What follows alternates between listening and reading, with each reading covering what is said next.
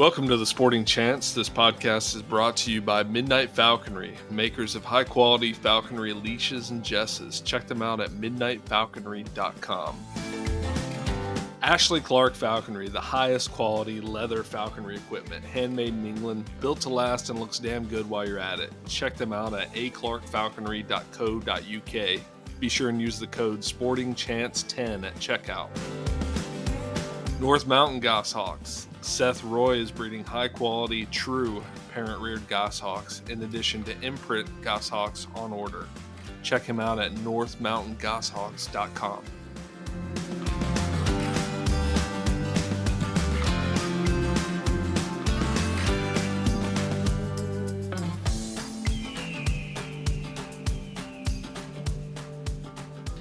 And let me welcome everybody to the Sporting Chance podcast.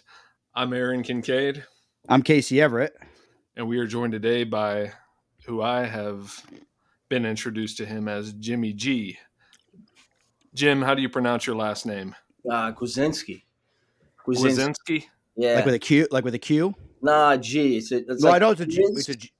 It's GW, so it's a Gwiz, an int, and so it's Gwiazdzinski. Gwiazdzinski. Gwiazdzinski. I was very close. I was close. I knew. I was right on the money. We don't have many Gwiazdzinskis down here in North Carolina. No, a whole lot of Polacks, right? Yeah. Now, I worked with a Polish lady. Her name was Marta, and she said that she came here from Poland, and she said that her name was Dagmar when she came here, and the immigration lady said, "Congratulations, your new name is Marta. Welcome to America." That's crazy. Yeah. No, both my probably did her a favor. Lyle and Papa Gwiazdzinski, Gladys and Stanley, they came straight from Poland. So that's awesome. They got out right before Hitler. My grandfather worked in a factory, and they said, "Hey, you better get out of Poland before this mean guy, Adolf Hitler, comes in, because it looks like he's going to head into Poland sometime soon." So he immigrated? Yeah, Chicago, and then they made their way towards Connecticut at some point. Actually, Brooklyn, and then into Connecticut, which is where I grew up, which has awful falconry regs. That's terrible. Yeah, if we start the worst, right? The worst, probably. I would say, Aaron, I'd say the worst. They can't trap their own birds. Hawaii, you can't practice falconry, so I think Connecticut's beating Hawaii. Yeah. Well, I think they only have like one. I think they have the Hawaiian hawk, which is endangered. So it makes sense, something to at least there's some semblance of logic to it. With Connecticut, they actually have probably one of the more prolific populations of goshawks on their, their where they border New York and whatnot, and they, none of those falconers can trap their own birds. So they come into Rhode Island and they go into New York and Mass too, but Rhode Island predominantly. They come in and a lot of goshawks that come from the border of New York, aren't there? Yeah. No, they can't even. I don't think Connecticut can even have goshawks. No, you're absolutely right. Can't. Yeah, right. We have a mutual friend, and he's been flying a goshawk for a while. You met him, Aaron. Mm-hmm. And I sold his daughter a dog. Yeah, he's a great falconer, but he's grandfathered in. So I guess when they changed the regs, he approached them and said, "Listen, what am I going to do? Like, I've been flying this bird for, 10 years or something." And they're like, "Okay, you can keep the same bird." Yeah. So now he has like the same bird, and yeah, that's it's such a shame, man. It really is such a shame. It is actually Robert Kennedy. When I met him, I testified. I met Kent Carney. Robert Kennedy, we testified down at the State House in Connecticut, and Robert Kennedy was very eloquent.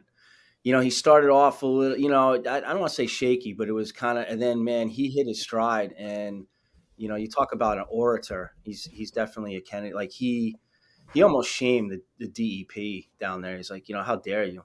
20, 30 years ago, there was bounties on these birds of prey that falconers cherish. Like, who are you to essentially try and not allow these falconers to trap their own birds? And to this day, it's still, there's a lot of Audubon pressure, is from what I've been told. Like they still can't trap their own birds. They're only allowed, I think, a red tail, a Harris's, and I think maybe a kestrel.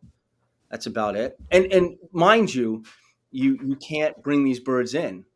You can't even buy a Goss from a breeder and bring it into the state. It's insane. That's nuts. It is.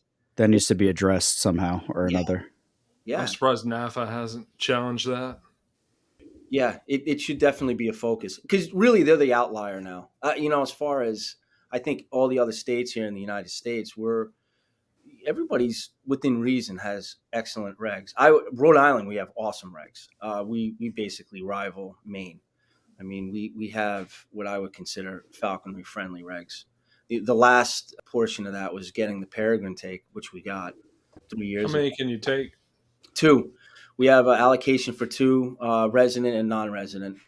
No one here in the state really was, not into peregrines, but again, Casey met Mark Fanning. He was the one that pushed me. He said, you really got to push yourself and your falconry and get a long wing, get a peregrine. And I said, well, I really can't because we don't have the regs. And he said, well, then get the regs in place. And it took me a solid year of, a lot of phone calls and just kind of, reaching out, feeling people out. And the state, honestly, they were extremely receptive to it. They basically said, you do the legwork.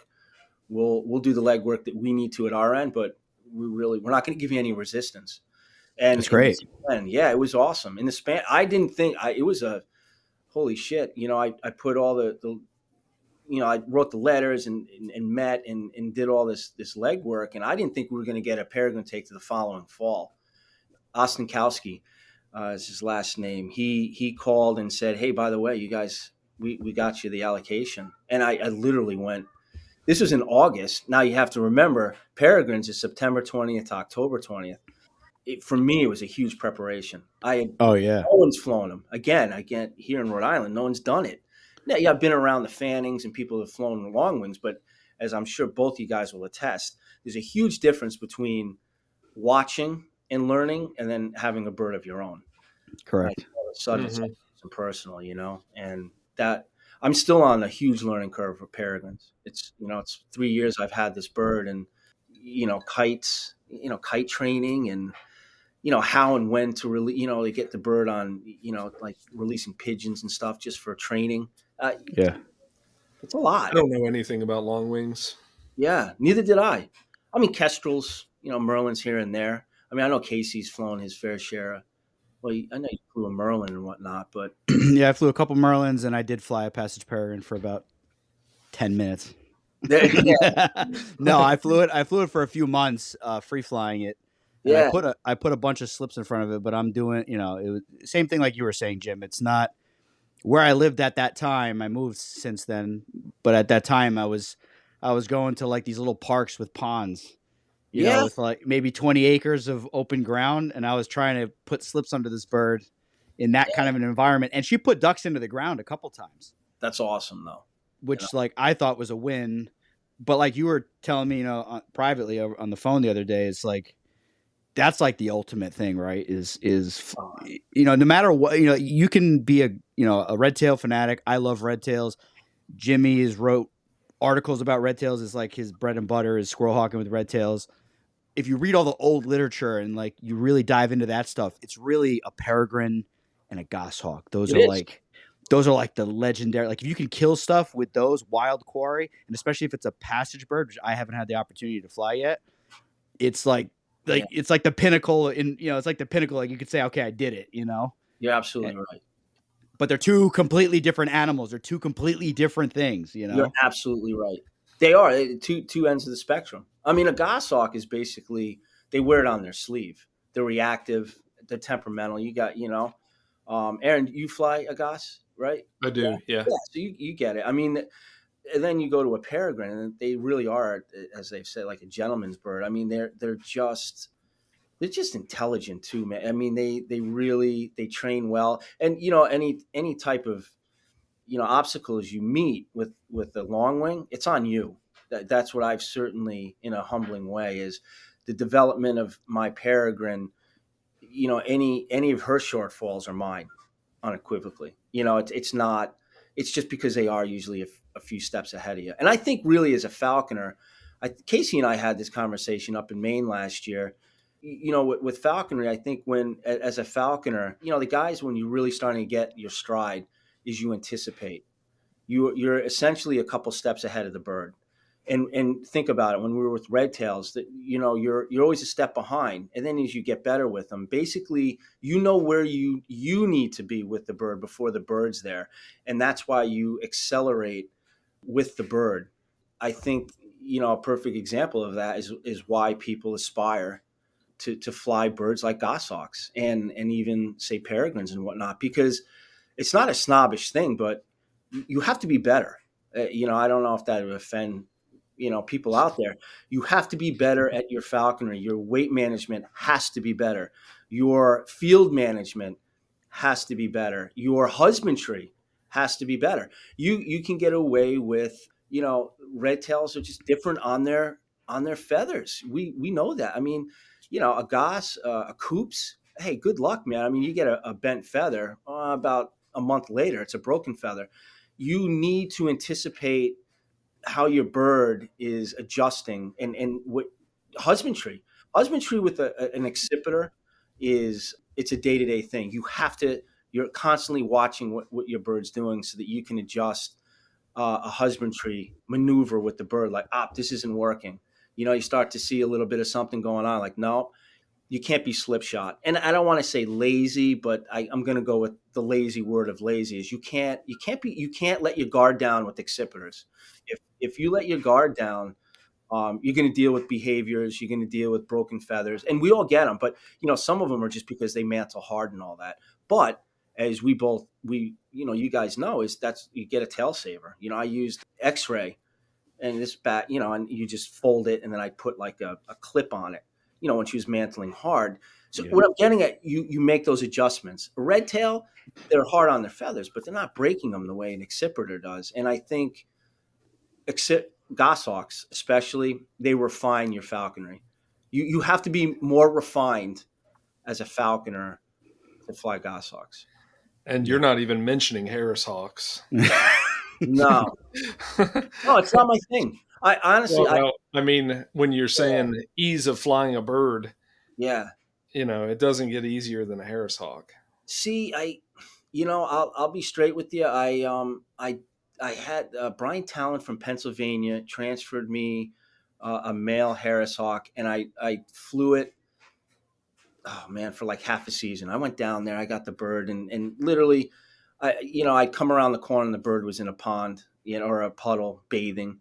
They He love it. was gregarious. It was a friendly, social bird. It wasn't my thing. And when you're making those those big adjustments, where if it got really cold, up here in Rhode Island, it gets cold. It doesn't get cold like Maine.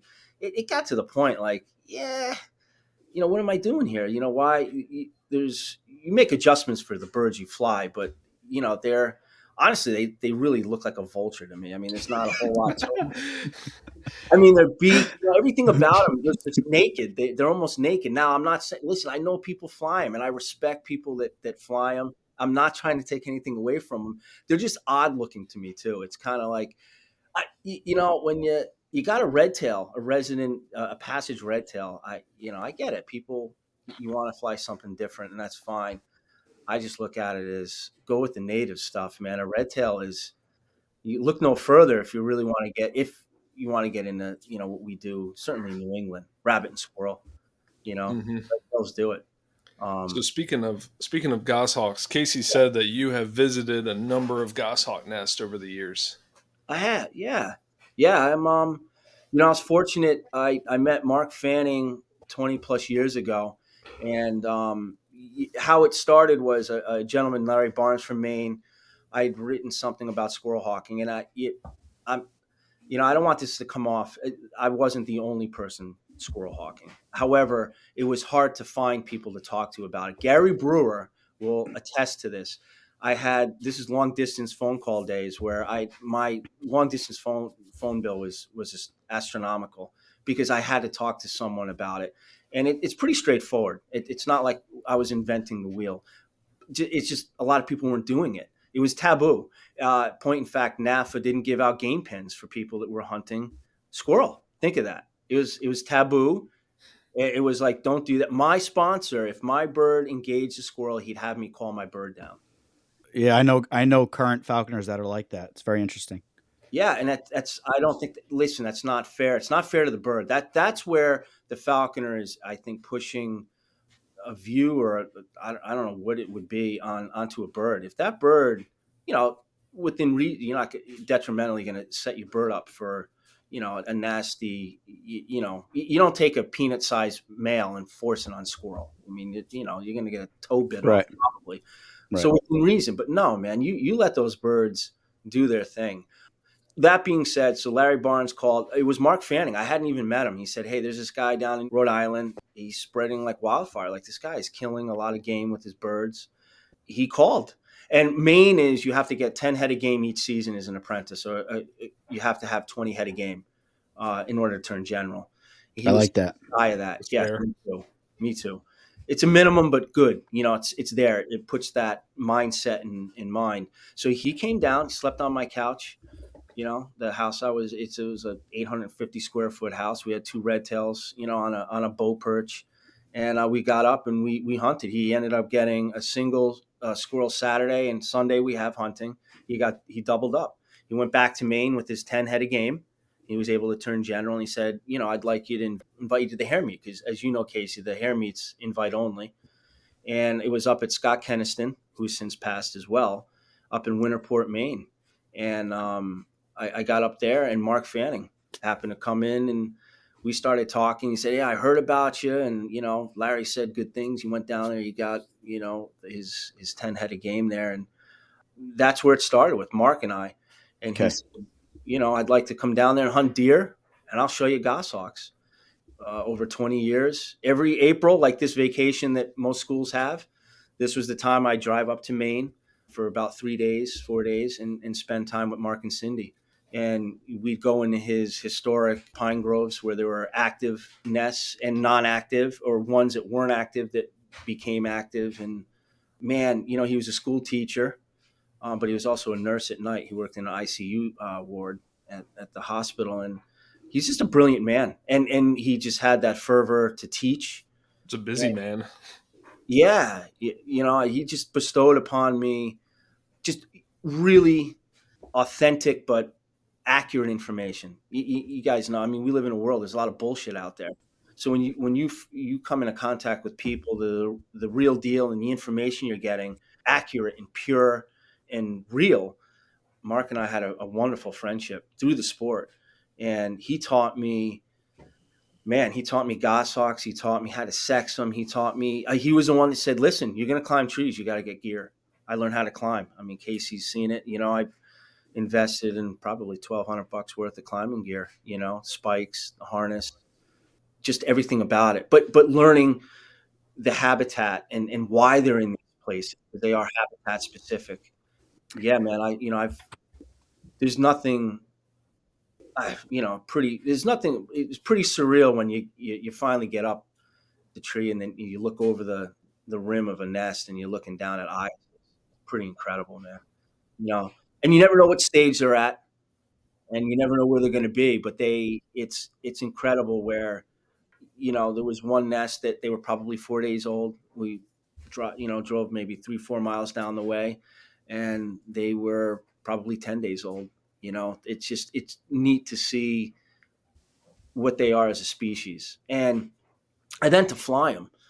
In order to really celebrate that whole part of like understanding their habitat and what they are as a species, and then to fly one and kill shit with them, or kill game with them, is just incredible, man.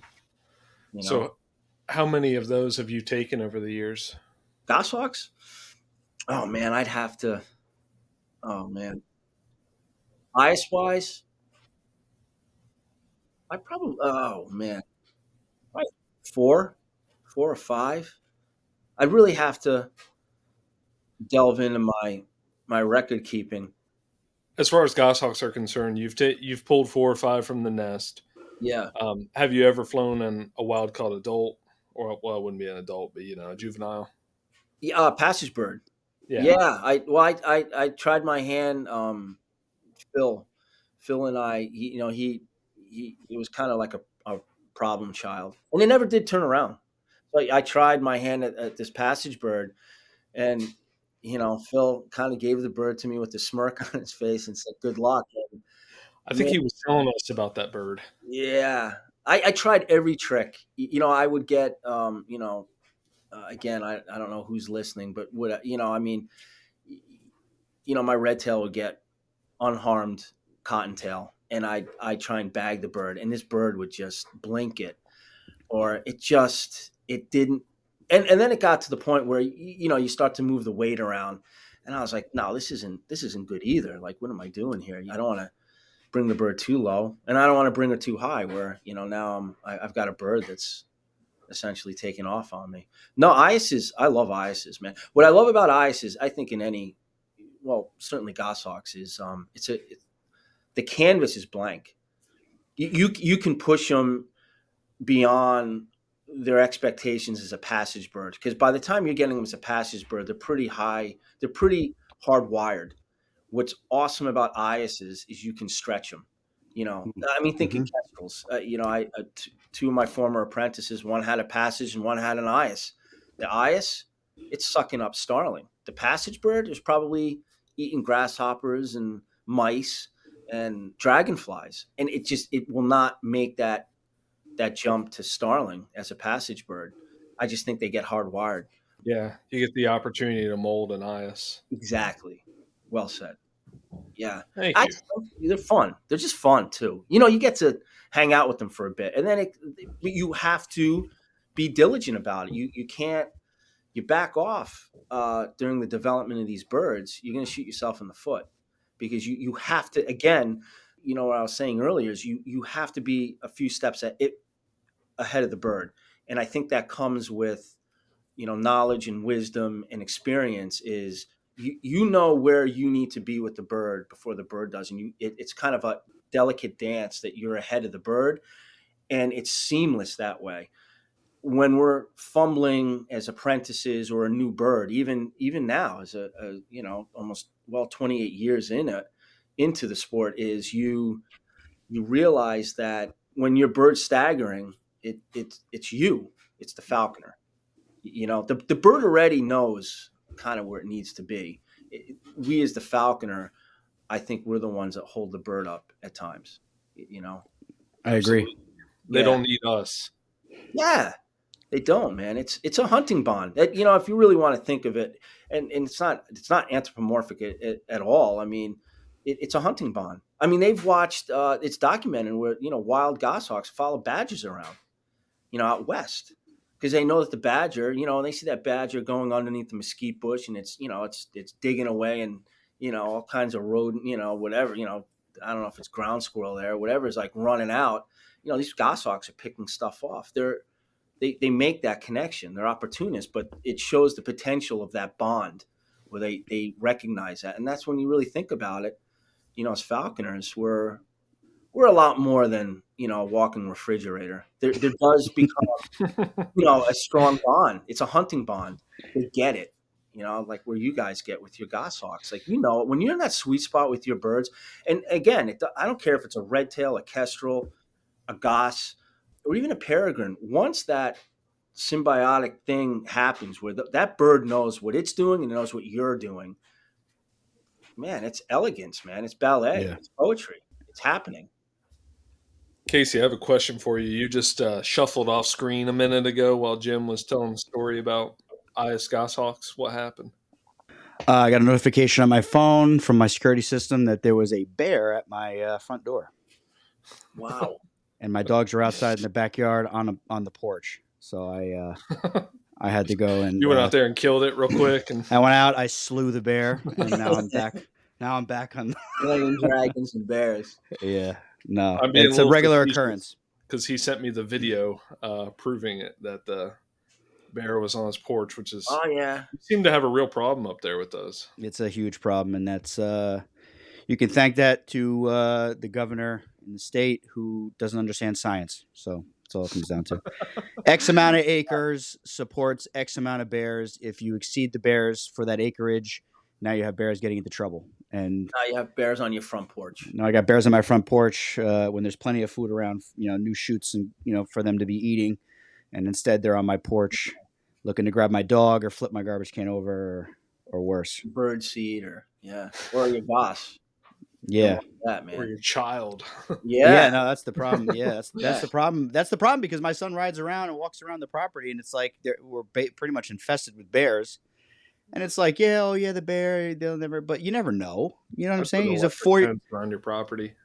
I got 4.5 acres. It's gonna cost an arm and a leg. You yeah, got that money. You can do it. Nah, I got money like So, that. Jim, Jim yeah. was just you touched on something that you talked about the hunting bond you develop with your birds, Hmm. and I definitely think like I notice it more with dogs. I think if you are you a dog guy, Jim? You know what? No, I was not but yeah, I ran a beagle with red tail.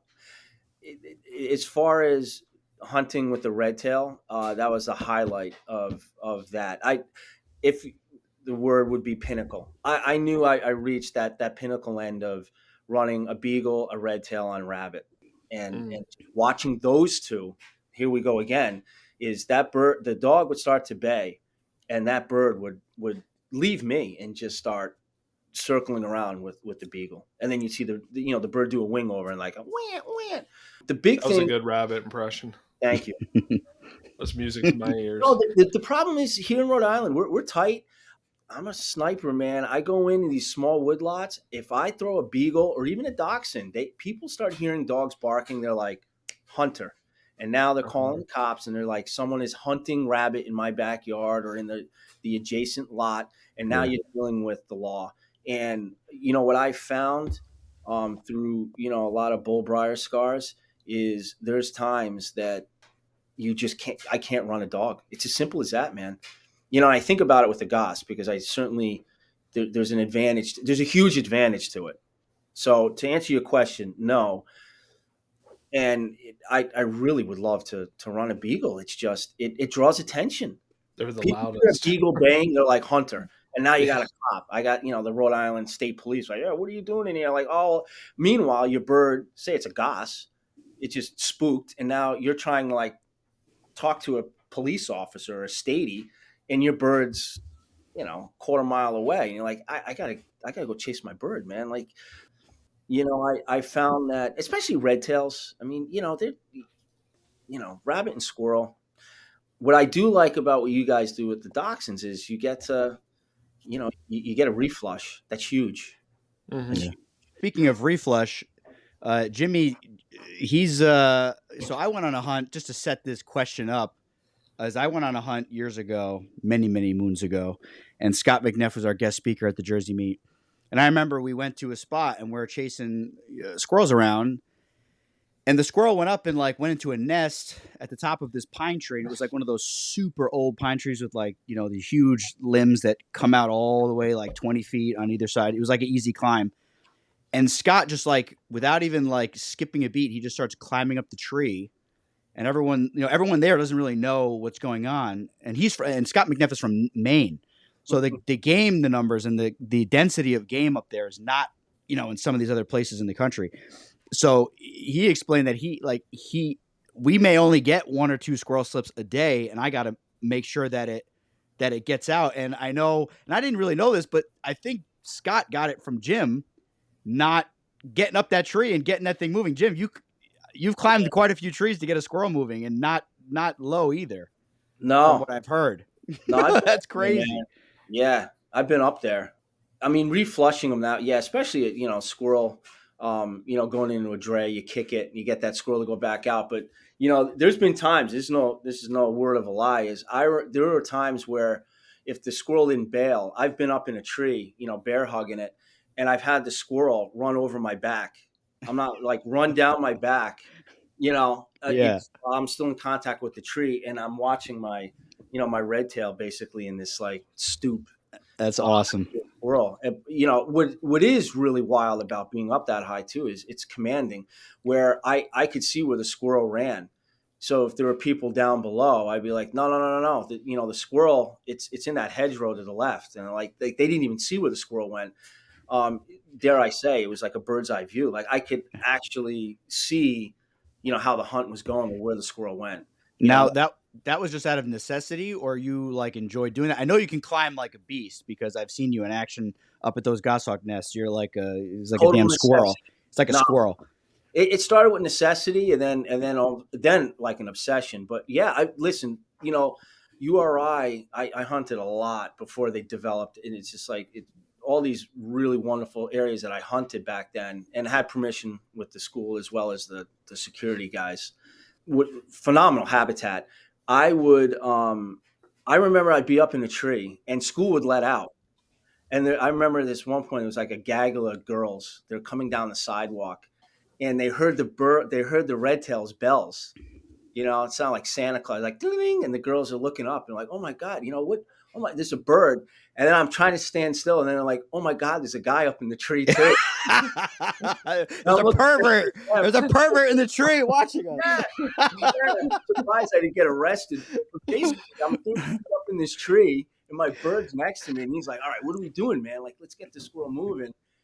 Yeah, man, I climbed for that, just for a reflush, because Yeah. cagey, man, and I've certainly used some tricks of the trade too. I mean, I've reached in, I've gotten bit a fair share of times. You reach into the hole. You always grab the base of the tail, not the tip. You're just gonna pull fur if you do it that way. You get down to the bait, and especially a new bird. Yeah. New birds. You want them to be successful. So I did what I could to make that happen. It's a Yeah. collaborative, it's a teamwork effort. We're going in as a team to catch this stuff. So I'm Yeah. all for it. I don't know where the line is because there's some things that I think like pushing trees down and destroying habitat. I'm not into that. Agreed. No, I agree But, with you on that. but reaching in the hole and pulling the squirrel out, I mean, that's Yeah. not beyond me to do that. I've been known Yeah. to Well, do that. yeah. It takes a lot to climb that tree to get to the hole too. So it's kind of well earned. It's like Yeah. it's not easy. Um, I'm not really built for climbing myself. Yeah, me neither. Maybe when I was younger, I was. But Jimmy's the guy. We joked in the beginning of the podcast that he was born in 1665 because every picture he sends me, it's like damn near black and white, and then I see him in person, and he looks exactly the same. It's hilarious. It's hysterical. Jim, you've been a falconer for a while, and you were. I don't know if we want to jump back into this, Aaron, but you were the first. So you were the first falconer in Rhode Island. No, there was a guy, So Rocco Di Simone, and okay. I honestly, there's no other way of saying it. He went to jail for fraud or whatever. So there came a point. That's why I had to find. And he was only, I think, a first year general or a second year apprentice because Daryl Perkins was his sponsor. Okay. And He went to high school with my stepmom. Daryl Perkins did. no way. Yeah, I spent a lot of time. He's from Lenore, North Carolina. There you go. He's back down that way, right? Or South Carolina now? No, he lives in North Carolina. Okay. He no, again, because I spent so much time up in Mass. I did a lot of hawking with Daryl actually. Daryl was kind enough that he helped me with some of the regs here in Rhode Island. He essentially helped me with getting anything but I think at the time was only a passage red tail and kestrel take. That's changed since. But I had to testify on my own behalf because at that time I was the only falconer, and Daryl was kind enough to come down and sit in the audience. What's the population in Rhode Island? It's like I think 1.2 million, 1.3 million, somewhere in there. I think the math that I did, and I'm not really good at math. I'm decent at it. Was I think for every 200,000 people, there's a falconer, something goofy like that. In the country? No, here in Rhode Island. Okay. It's like 1.2, 1.3 million. Yeah, even with just 7 falconers now, it seems crowded. I don't know. Maybe I was just used to just doing it all on my own. From '96 to 2000, I was the only guy, so I just went wherever I wanted and just that's awesome. wherever I wanted. That's a luxury. It was. We have a small community of them in my area, and most of it originates from my sponsor, who's Bob Pendergrass. I don't know if you've ever heard of him. Of course. Yeah. That's my sponsor, and he lives 20 minutes from me. So we've got maybe 6 falconers that live in the the Tri-County area around here, but we all share. But if we didn't share, it would feel pretty crowded. Yeah. Well, it's not well. Credit to you. You got a good sponsor. As far as sponsorships or a sponsor goes, hell yeah, man. You get these unknowing apprentices. They get in the hands of a bad sponsor. I've seen it. It's awful, man. What it does is it perpetuates bad falconry. Simple, Amen. Here we go. black and white. Preach. It does. And anybody that doesn't, see it that way is they're kidding themselves. The sponsorship part of it is extremely important. And you were fortunate, Aaron. I mean, your sponsors, certainly Casey, just think if you get in the wrong hands, you're a blank canvas. So everything is so impressionable. So if you learn it right the first time, just like a bird, you teach them the right way the first, you're not reversing behaviors. Try to reverse a bad behavior and try to make it's almost next to near impossible.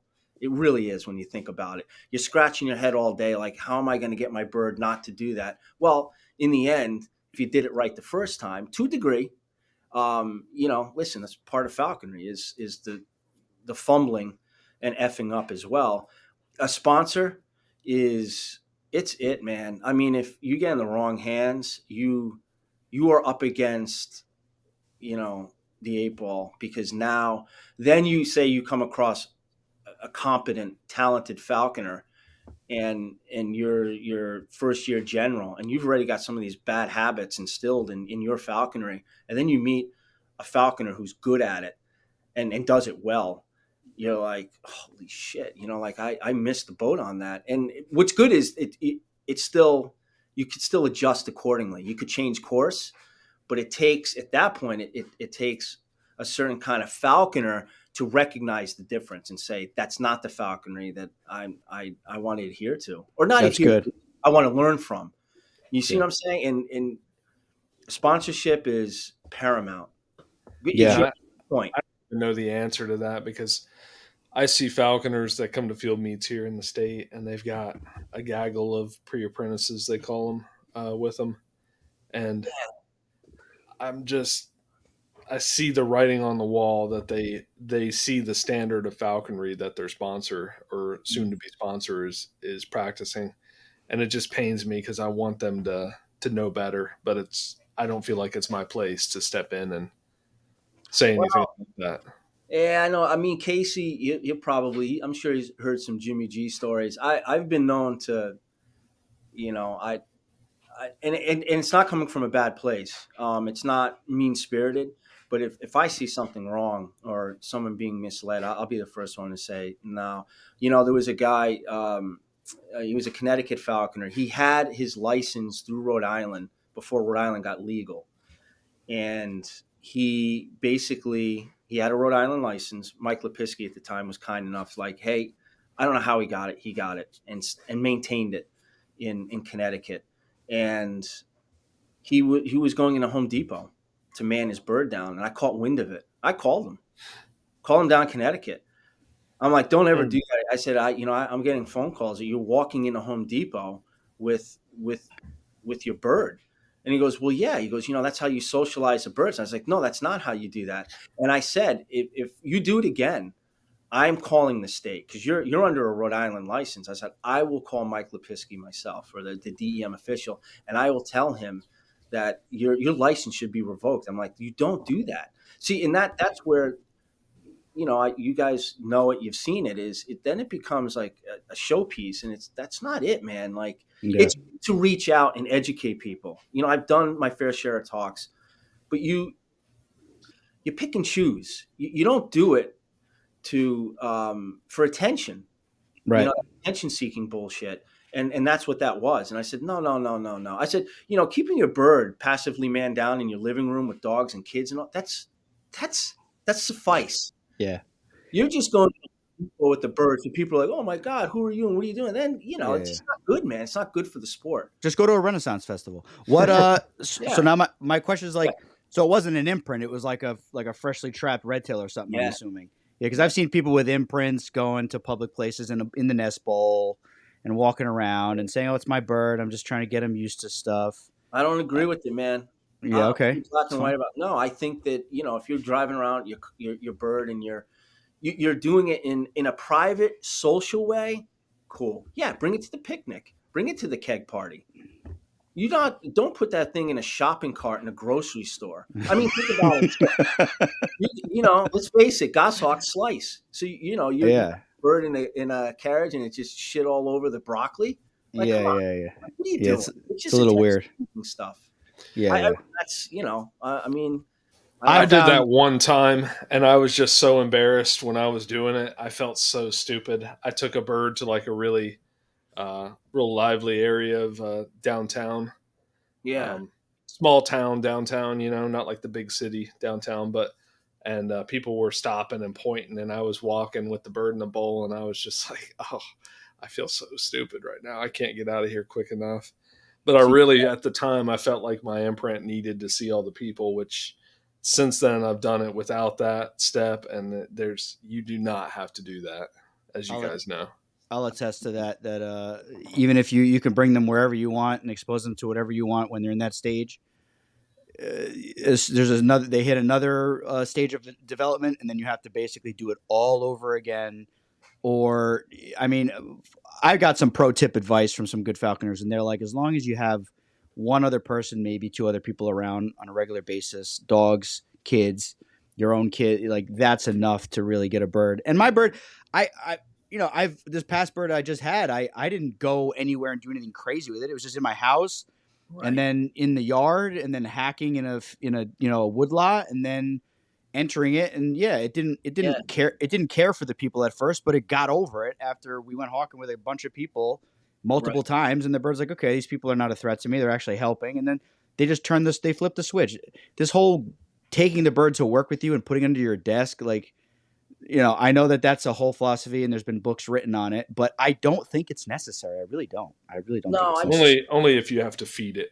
If it's like that's the true. only No, way you yeah, can let yeah. go. Yeah, yeah, No, if I pull a bird this year, it's also what your work environment is. It's only me and another guy. I work for the water department. oh, It's that's great. Yeah, that's I think more so, well, I think equal to that is I don't like people in general in the sense of I don't want to interact with people in this, with the bird.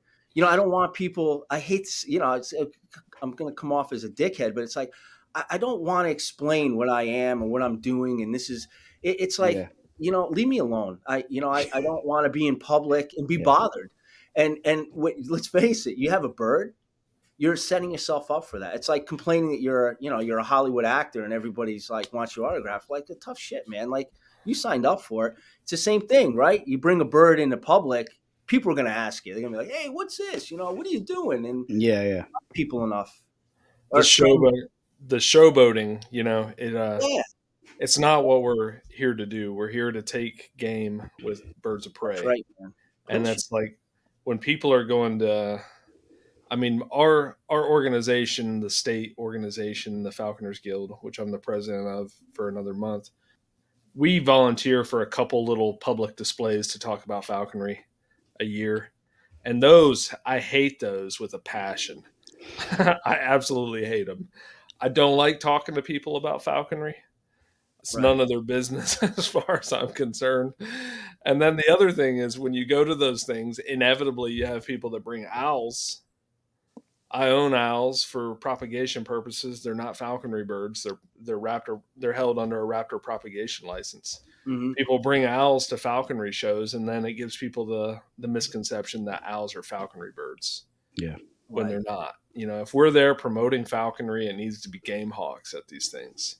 And really, Well, good game hawks, don't display well, in my opinion. They don't, it's not something you want to stand around with for 10 hours talking to yeah, the but the general thing public. is, yeah, but I sorry to interrupt you. You made the You're good. distinction though. You're educating people. That's okay. If the premise is because I've done, I did a PBS segment, and I have done talks for organizations, but the premise behind it, and I pick and choose, is to educate people because people come away from it saying, I never knew that. A lot of people say, I didn't realize the amount of time and energy that you put into the sport and to the birds. So I Yeah. had a woman, I did a thing for Boy Scout troop. Friends of mine, they said, "Hey, do you mind?" I was like, Sure." Like you, I was like, "Ah, man, you hem and haw, and then you do it." And this woman came up to me at the end, and she was kind of giving me the stink eye throughout it. And those are the ones you just kind of ignore and you just talk to the audience. Yeah. Got me in the hallway when I was loading up the bird in the giant hood, and she had a Brady number 12 jersey on, and I was like, all right, here we go. And she's like, oh, so, I just want to know, like, you know, why do you do it? And, basically kind of like, what do you get out of it? And I looked at it and I said, well, it's apparent that you're a Patriot fan. She's like, I am. And I was like, and obviously you really like Tom Brady. She's like, I do. She's like, I watch the Patriots. And I said, so every Sunday when you sit on the couch and you dedicate a whole Sunday to watching a football game, I dedicate my Sunday to flying my bird. I said, I don't know how else to say it. And you know what? Credit to her. She looked at me. She's like, I get it. She's like, did it for me. She Yeah. basically, and that's part of educating. Like they look at it as like, we want these birds, for showmanship. And you're like, no, you don't understand. Like, again, going back to that hunting bond, like, no, I'm up early in the morning and I'm hunting and let's face it, how many times do you guys go hunting by yourselves? It's probably some of the most beautiful moments I've had in my lifetime is Yeah. being in a Yeah. spot with a bird, just me and the bird, and being a part of that. You see the freaking coyote scream through the woodlot, or another passage red tail comes through, or a coops or a merlin, like the things that we see before 10 o'clock in the morning. People are just starting to you know, wipe sleep out of their eyes. We've already hunted with a bird, and that's part of that sport too. But Yeah. credit to that woman, she spun around and she's like, "I got it. Thank you for that." Basically, and that's Yeah. that's the importance of educating people. I Yeah. think the It's education is important.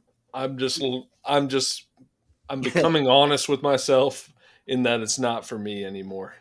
That's fair, man. Hey, nothing wrong with that either. You have other people kind of carry the torch. It's just, again, like a sponsor, you want to make sure that the messenger is good and accurate and not too anthropomorphic, and they give false sense of what the sport is, because as you guys know, as game hawkers, is putting game in the bag. Yeah. That's the formula to success. It's Birds' funny you say behaviors that. irrelevant. You're hunting a goss hard. Think of I'm sure you guys don't have, Casey. I'm sure you don't have a problem with. I mean, you have to tweak the bird once in a while. You don't have like fistbound birds and all this other stuff. Why? Because you hunt your bird. Yeah. You use that bird for the purpose it's supposed to be used. And yes, there is a hunting bond, but the bottom line is putting game in the bag. And some hunts are phenomenal and some aren't. But who cares? The bird doesn't know. There's no quality of the hunt to the bird. The bird's just like, hey, just let me go and let me go kill. Yeah. Let me do my thing. You And know. you build that hunting bond by working hard for your bird, which always drives me Mm. crazy when people don't, which is why, the stories of you climbing trees for your bird, Yeah. that you get infinite respect from me for that. Thanks.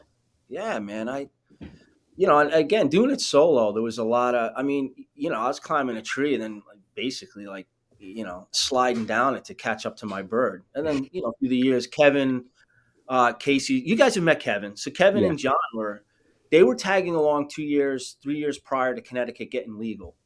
So while Connecticut was still trying to sort how they were going to basically implement shitty regulations or bad regulations, they tagged along. Right. And so they had like 2 or 3 years under their belt. So when Connecticut got their regs in place, they were two of the first apprentices in the state of Connecticut. And it's prior to that, I was doing a lot of, again, solo hunts. So I'd have to like climb a tree and then get down real quick and figure out where the frig my bird went. You Yeah. Yeah. Yeah. Wells. And I'm deaf in my right ear, so I can't triangulate. So there were a lot of times it took me a while to find my bird. And I've never put telemetry on a red tail. So basically I believe in just strong field control and bells. And um, I and I used to beat up one of my good buddies because he always flew his red tail heavy. And I'm like, how about this? Take that telemetry off your bird, and your weight management is going to get. Stick it up your ass. It'll get better, you know? He's like, yeah, well, she's like 2 ounces overweight, but I'll beep her down. I'm like, wait, what are we doing here? We're chasing your bird. Like Yeah, yeah, yeah, we're not part of the hunt. yeah. And he got it. But these are the conversations I've had with people, and most Jim, people I'm a take believer in telemetry, even on red tails. you are or not. I am. Yeah, I am. Yeah, that's fine. Listen, like I told you, yeah. I honestly, all right. To be straightforward, is I couldn't afford it at the time. Yeah. Mm. I got into sport. I was The 28 truth years comes old. out. Commercial fishing. I mean, I wasn't making much of anything. I just looked at, what my telemetry was a bird that was wed to the lure. That Yeah. was my telemetry. I You whistled can't that beat bird that. on the lure. That's how I trained my first goss, which I've told Casey about. My first goss drowned on me. I didn't have money for Whoa. telemetry, so I Tell us basically more about that, if you don't mind. no, not at all. It was my first tiersel. I was right there, man. I was like, the long, arduous process of getting them going. And I was down at this place, Matunic. It's right on the water, and it was loaded with rabbit. And I knew how I had to pinch these rabbits, but I had to time it so there weren't people around. So anyway, I got it right, and man, I launched that bird, and I pinched the rabbit off just perfect, where it was a nice long flight, and the tiercel scooped it up, and I ran over, and I was like, "This is awesome! This is it. That's it." I'm like, "Here we go." Think about it. Like that happens with a goss. You're like, boom. Now you're just hunting you're just hunting your bird at that point. Everything has come to fruition, and you're ready to just hunt your goss. And 2 days later, I go down there. The guy that I was with was Mike Thomas. He's up in Vermont now. He's friends with Scott McNeff, and the bird went out after a rabbit. The rabbit went like down this like kind of pathway and then up over a dune, and was running the dune to try and get into this rock pile. And the goss was on it, and these seagulls about, I don't know, about 200 feet off the ocean popped up off the water, and he checked off, and he went out and grabbed a blackback friggin' like a herring gull. Oh my God. Yeah, grabbed it, came down in the water with it, and I was like, I started stripping down. It was cold enough that I remember I had a union suit on, and this is true. I jumped in and I realized that it was too heavy, so I literally was naked. I only had my t-shirt on, and I started swimming out without my union suit and everything You were on. Donald ducking it. Yeah, and I went in, and I was like, it wasn't good. And I've been around the water my whole life. I was a lifeguard in my early years, so I'm comfortable in the water. I'm like, I can't do this. So I spun around. I got out of the water. I dressed. I ran down to this bar called the Ocean Mist. There happened to be a surfer getting out of the water, and I said, "Hey, sounds weird. I'm a falconer. My bird's out about 200 feet out in the ocean. Can you?" He's like, "Yeah, not a problem." So he throws his surfboard on his car. We come down, and as I'm coming up over the beach, and I'm looking down, and I'm looking for the bird, and then I pull focus, and I look at Mike Thomas, and he's just like, "It's gone, man." I was like, "What do you mean?" He goes, "Bird's gone." He's like, "It went under." Oh my God. That was my first goss. Jeez. Ugh. I went home without a bird, and soaking wet, and then it was I think a year or two later is when I met Mark, and that's where I really Jeez. got serious about finding them and learning. But I got to tell you, I mean, I really, just like you guys, I'm sure did. There was a lot that I didn't know, but I just did it. I was just like, well, no, this is how because after you hunt successfully with the red tail, you're like, no, this is how you kill. This is how you push quarry, and this is how you put game in the bag. I just applied it to the goss. As Yeah. you guys know, gosses are different though. They're just Yeah. different.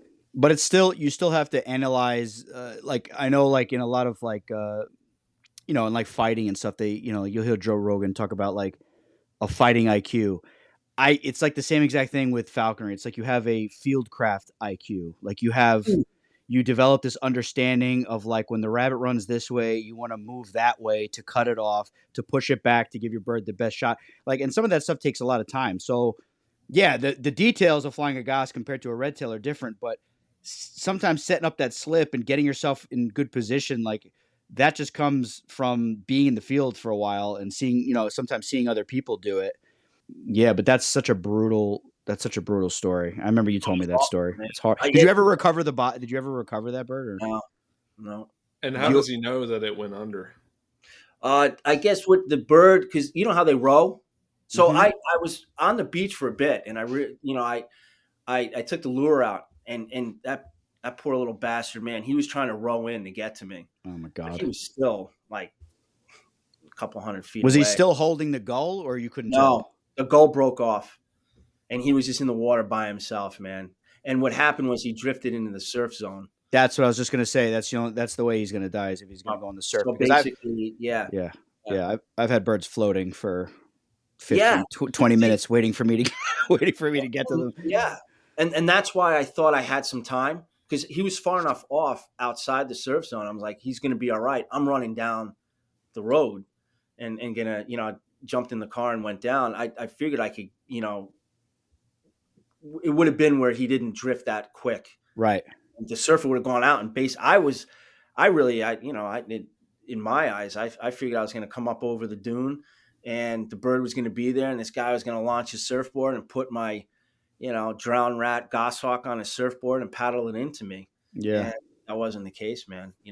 Mike Thomas, he was pretty bummed too, but he did say though, he said, listen, I will tell other falconers that you do have a nice ass. Because when I went in the water naked, and he's like, but yeah, I mean, that's, when you're in the heat of the moment with hunting or, falconry is, I didn't even think about it. I just stripped down and I was like, all right, I had a Yeah. t-shirt on, that's it.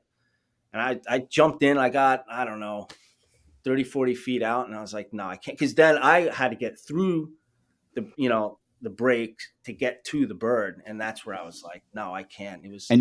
And Jim, you can swim, because I've heard a very entertaining story of maybe you possibly had a little too much to drink and went for a little swim. Yeah. Yeah. across an entire bay at night. Is that a real? Yeah.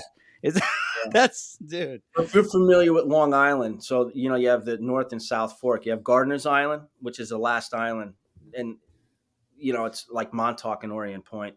So there's an island called Shelter Island, and we ran out of beer, so we went to Greenport.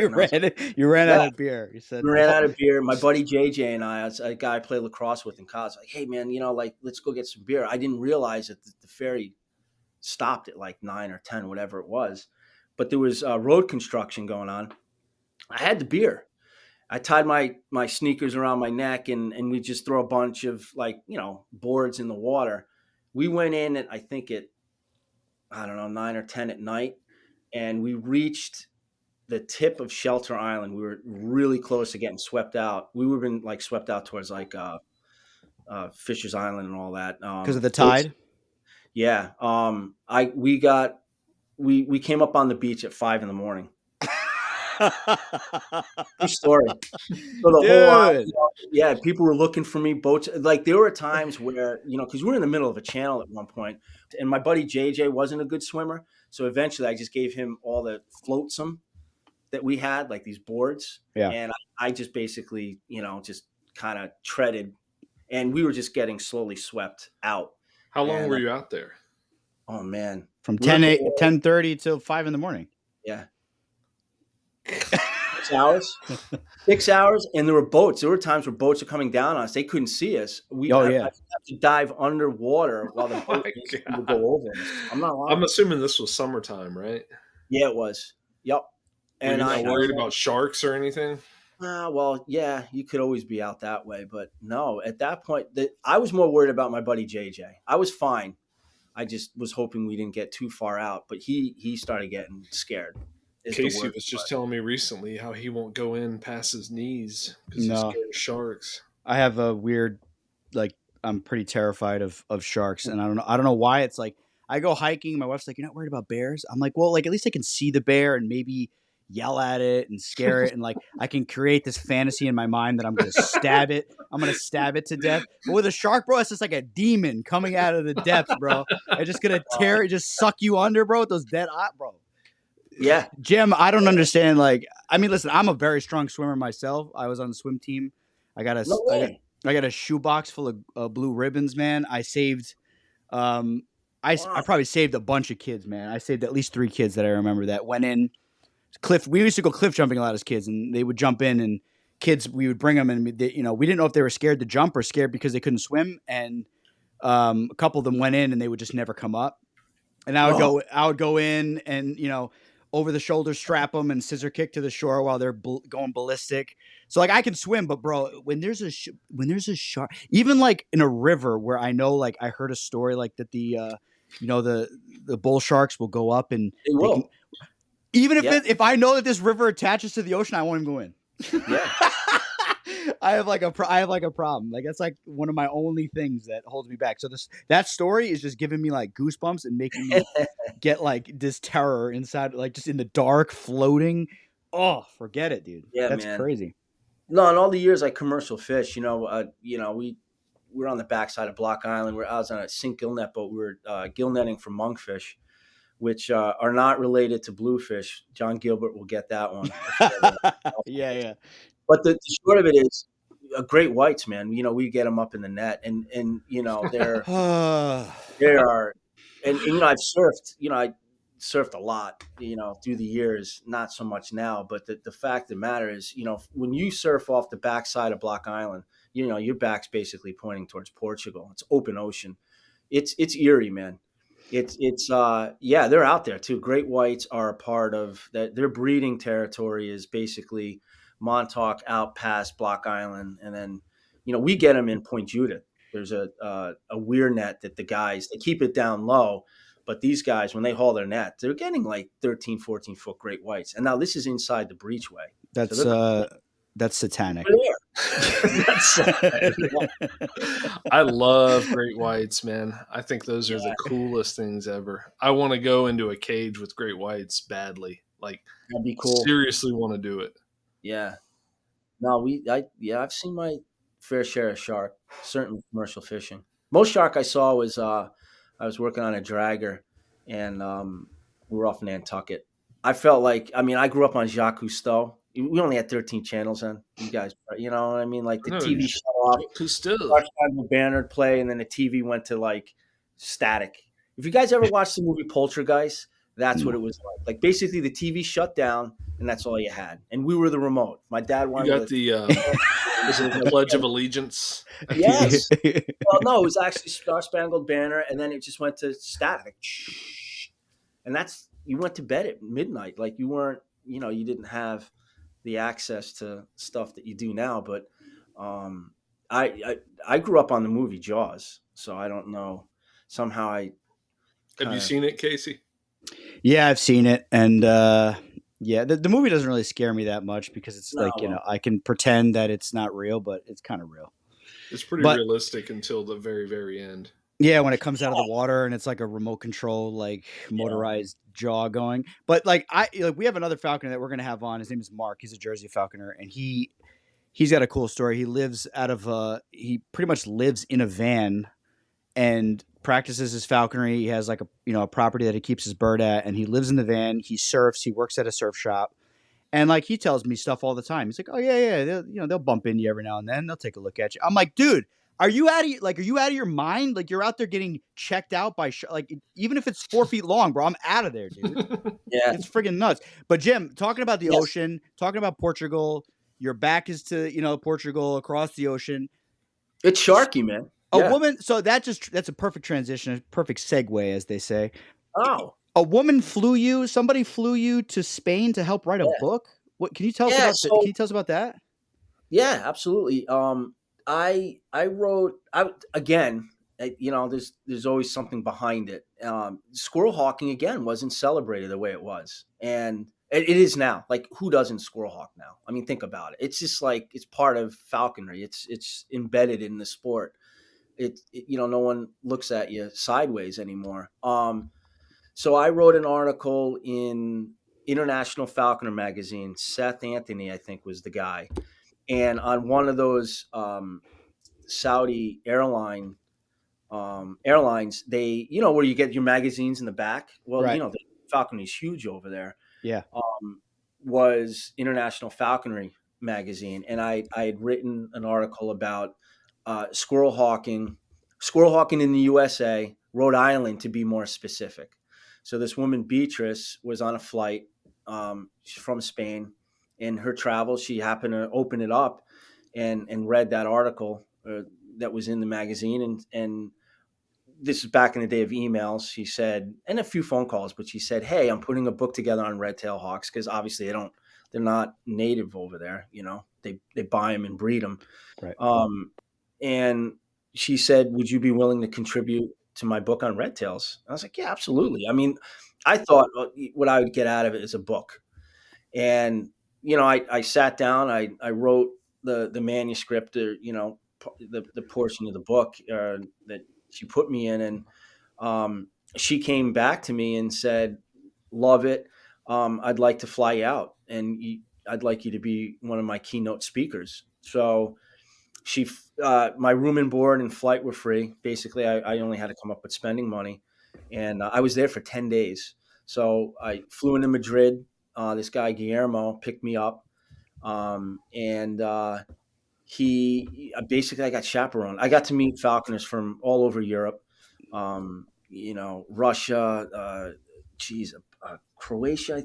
I mean, they were, Europe is how it is. It's just, it's Yeah. countries, Italy. And so anyway, there was a good showing for the book opening, and yeah, so she basically put me up in a really neat, like almost like a B&B, a house up on a mountainside in El Escorial, which is outside of Madrid. And the guys in that area are big, like boar hunters, like Right. they boar. And the owner of the house that I was staying in we befriended each other. He's like, "Listen, I'm going to take you up to the bar." So we go up this meandering road, and we're up. It was beautiful. It was surreal. And I'm hanging out with, I guess would be Spaniards, and Yeah. they have the ham, the leg, and they Yeah. literally Yeah. they'd slice off this ham for you while you're drinking beer. And they were talking about their hunting forays up there, and then they were really intrigued with falconry. And basically, I was in Toledo. I basically got chaperoned around. I didn't have to really fend for myself.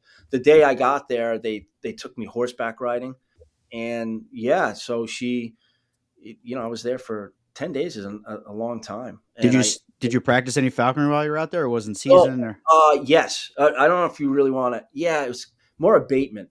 So okay, again, a true story. So Guillermo, he had a falcon, and he uses the falcon to keep the pigeons out of the stadium in Madrid, the soccer stadium. nice. I didn't know they only allow the players and the coaches on the field. So his bird takes off, nails a pigeon, comes down in the middle of the field, the stadium, on the field, on the grass with this pigeon.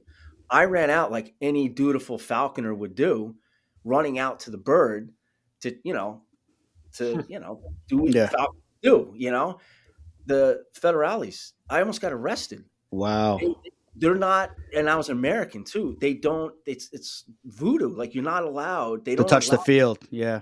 touch the field.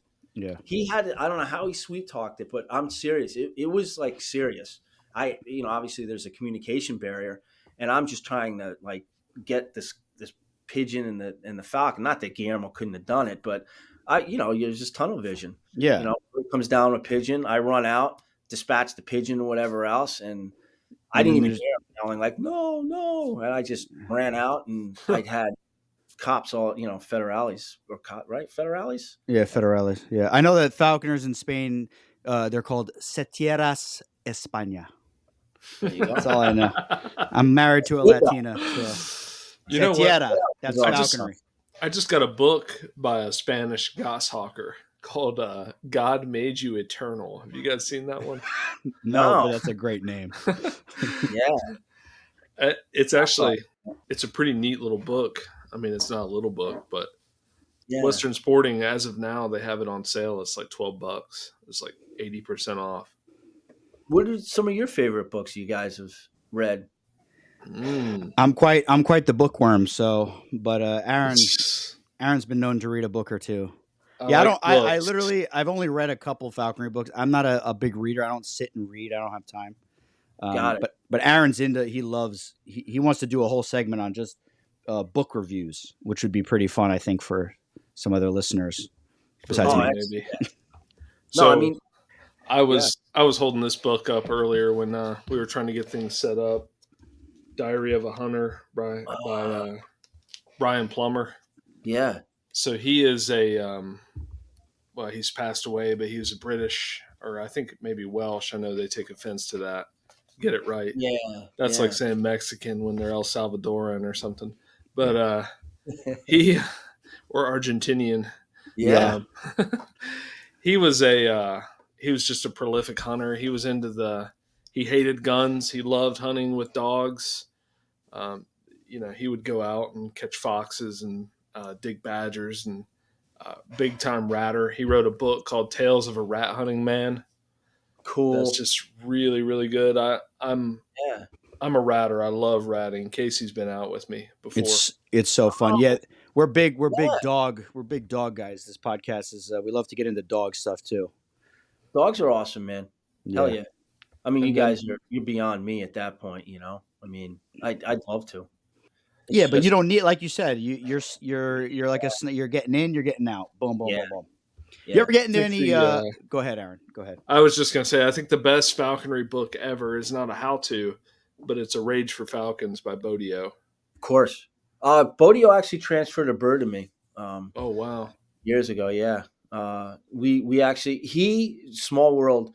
We went back and forth quite a bit, and he put me in touch with George, and I'm forgetting his wife's name, but the Permonts on Little Compton, Rhode Island, and I ended up going out there and hunting my red tail on Little Compton. It's a beautiful part of Rhode Island, and a lot of quiet money, but rolling fields and just a lot of rabbit.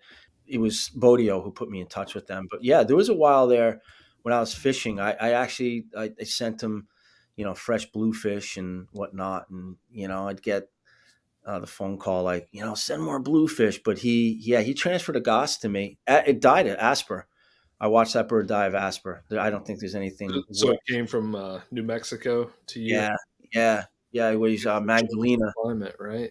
Yeah, That yeah. might have I done it. started reducing the weight, and immediately it was like, oh. I was like, this isn't good, man. I started bringing it. Yeah, because I want to start working with the bird. I North gave American North American? no. It was a. He just called it a Euro goss. So it was probably like a combination of maybe like some. It wasn't big enough to be Finnish. Yeah, and it just. It was terrible watching it basically succumb to aspergillosis, man. It was like, It's wow. terrible. It is. It is. It's funny. Both of those authors are both connected to Teddy. Teddy's friends with Stephen Bodio, Hmm. and this guy Brian Plummer that I was talking about. She went there to England to hunt with him. Okay. Yeah, she gave me books that were signed by him to her, personalized to Teddy from Brian Wow. Plummer. Wow. Just Yeah. so ridiculously cool. One of them had a letter that he had written to her, and his stationery on the letter was Hmm. rats. These really cool drawings of rats. That's cool. He was Damn. he was a fanatic for hunting rats. It was his absolute favorite thing to do. But Good. so, what are some of your favorites? You're a well-read guy. Oh well, I'd absolutely say I have a first edition of Rage for Falcons. I gotta tell you, one of my favorites right now is the Flying of Falcons. I've talked to Ed Pitcher at length. When I Mark want to Fan, order that book. oh, it's excellent. It's absolutely I think. Oh man, I don't want it to come off the wrong way. I think I'm not saying in the wrong hands. I think a falconer developmentally. I think it's a bird. It's a book that I think you're at a different phase of your falconry. Does that make sense? Yeah, it makes perfect sense. He was our guest speaker a few years ago at the Jersey meet, and everything he said was awesome, made perfect sense. But like to a new falconer, it would be like kind of like it could screw him up and kind of like really throw him, Agreed. maybe throw him off. Like you kind of have to be already kind of like we were talking about hunting IQ and dealing with, and there's a hunting IQ, then there's the dealing with your bird IQ and the husbandry and the Yes. flying and actually like the day to day of dealing with your bird. Somebody's just listening to that, they're gonna be like, "Oh, my bird's 3 ounces over, but he wants to kill, so let's go." And then the bird's just gonna take Yeah. off on you. So, but like, I understand what he's saying. You understand what he's saying. Aaron understands what he's saying. But to somebody that doesn't really get it, like they'll just be like, "Oh, weight's not a thing. Let's just release him." And listen, Yeah. I'm all about flying my bird as heavy as I can get away with, and I'm constantly trying to push it. When I'm starting out at the season I'm trying to push that number and then maybe bringing it back down. And then when it gets real cold, I'm throwing that number back up to try to get the most powerful, athletic, strong bird I can get. Yes. But if you're not if your If you're not that brain, level, if you're not that, I don't want to say level, but if you're not at that, like if your thought process is not there, it's yeah. not going to make much sense and it could throw you off. I think though, and I don't think it's arrogant. I don't know, man. Audience wise, I don't mean it in an offensive way. It's just like anything. It's like grade school. You're in kindergarten, then you're in high school. I think with falconry, there's an evolution to that. There is levels to it. There's. I mean, you're an apprentice, you're a general, and you're a master. I mean, there's a degree of expertise that goes with that. So yeah, I think but yeah, the flying of falcons is, oh man, it's awesome. I mean, I'm looking at, I have a pretty substantial collection of books here, but A Race for Falcons is still one of my favorites, and it's one of those books that you can give someone who's a non-falconer, and they come away with it, and they're like, wow, like you guys, there's a lot that goes to the sport. He also did another one, the Something the Wild, where he's got a great chapter in his book. It's called Why I Love Goshawks. If I'm allowed Oh, to take it away, it's hold on. This right here. nice, See? All right. nice. So, and see, here you go. This is Steve. He signed it. Oh, wow. This one is for Jim from Rhodey, who still flies on my old home grounds and does well. Best always, Steve Bodio. That was in 2002. That's But awesome. there is, Is I mean, it you talk Call about of the grouse. Wild? I couldn't. I've got the book. I actually have 2 copies of it. Well, you really should circle back around. It's Why I Love Goshawks. I think it's so well done that yeah, it's excellent. Yeah, so he's page 51. He's easily one of my favorites. I think But I've read again, everything he's written other than he wrote a fictional book. I didn't read that. which one? Tiger Country. Yeah, I didn't read that one. I read what Aloft, which is about pigeons. Yep. Yes, Rage. guns and great guns or something. Good Oh guns. yeah, I haven't read that. Yeah. And then there's Carencia, which Yes. is it's about New His wife Mexico, passed. about him and his wife in New Mexico. Yeah, his first And wife passed to cancer. Was yeah, what that was It's about. rough. Yeah. and then there's the Hounds of Heaven about the Tazi sight hounds. He went, Yeah. yeah, he went to Yes. Mongolia? Kazakhstan. Oh, Yeah, because that. Yeah. yeah, right beside Mongolia, Yeah. Kazakhstan, to get those hounds and brought them back to America. Hmm. Just an interesting dude. I read his blog, even though I go back and read old posts that he did. Someone else keeps it up. Every now and then he'll make a post, but his health isn't well right now. Yeah. And that's Yeah. No. Brian. That's Brian Plummer. No, Steve Oh, Bodio. yeah. Oh, okay. Sorry. Yeah. I mean, just to give you an idea, I'm only showing this because I know you were saying this Nice. is. Nice. I don't know how much you guys can see, but No, that's a lot. I have a pretty decent collection too from over the years, but if there's more words than pictures, I'm not really in. Well, I tell you what, though, and you guys, this I is just don't have probably time. I just don't have time to sit on the couch and read. That's a great book. Bible. I mean, you want to understand like goshawks, as far as a species. Yeah. He's holding up the Northern Goshawk book, right? Isn't that what it's called? Yeah, yeah. The guy's What's the passed. author? Look at that, man. He's a fellow Polak, man. Look at that. Oh, wow. Bosikowski. Yeah. Thomas Excellent book. Babazikowski, how do you say it? Yeah, Bosikowski. Babazikowski. He was from Worcester, I believe. He's since passed away because I actually try to reach out to him to talk goshawks. Sometimes they'll talk to you, those the scientists and biologists. Not always. Nice. It's cool Yeah, when you can make the connection with someone who's not a falconer, but yeah, can respect what you're doing. I think the right people can get a feel for, this guy is serious about what he's doing and cares about the birds and the ecology. I think, yeah, the right people can make that distinction. yeah. And it is a breath of fresh air to have that because you know why you can really collaborate. You can get a lot of information. And I again when it comes to goshawks, the more information you can get, the better, because they're a fascinating species. Never mind just flying them and hunting and killing game with them. They really are just such a habitat specific species, and just everything that they're about is. I mean, they bring you to beautiful places. I mean, it's they're Oh yeah. nowhere. I mean, Casey, you've seen it. I mean, I could attest to that, man. When you're driving, and I've found a nest, by myself, and I've been at another nest, just me and Phil that we found on our own, and I mean, just like their habitat and the specific needs that they require, it like you said, Jim, just to your point, it just brings you to some breathtaking, wild, secluded places, And then every now and then you'll find one. I was at one in upstate New York, maybe about 10 years ago. No, probably more than that. It was probably like 15 years ago. And we drove for 6 hours. I almost crashed us. I had my driver's license because they made me drive home, and I almost crashed us because it was like seven hours away, and we left at 5 in the morning, yeah, and it was behind somebody's house, like on this like farming road, like 10, like maybe 50 yards off the road, in this yeah, sapling that was like 15, 12 inches in diameter.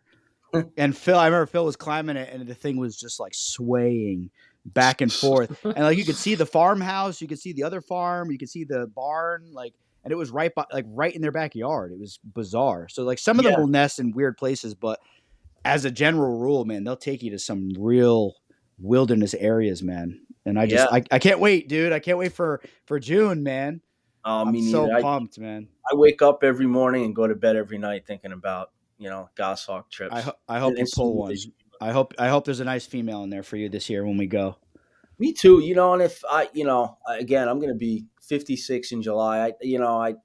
Regardless, I'm coming home with the bird, man. Even if it ends up being a Tiercel, I can't go another season without flying a goss. It's a Yeah, simple.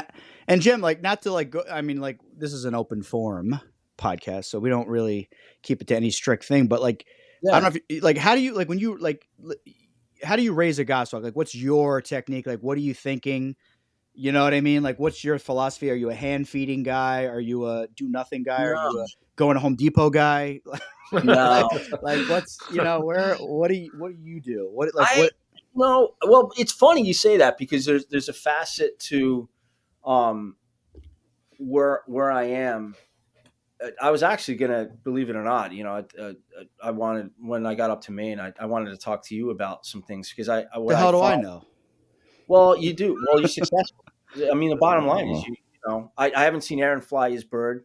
My guess is you wouldn't be friends with him if he wasn't a game No, hawker. his birds are monsters. He's a great There you go. falconer. So, no, but I don't mean to say it this way, but like you guys, you young guys, man, you're on to things, and I don't want to get stuck in too many old ways, but no, I believe it's a combination of, I mean, a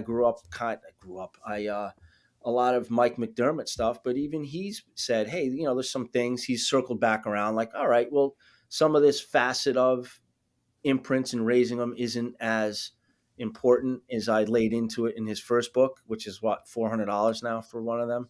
I'm Yeah, right. have one. No, I do believe in socialization, and I don't.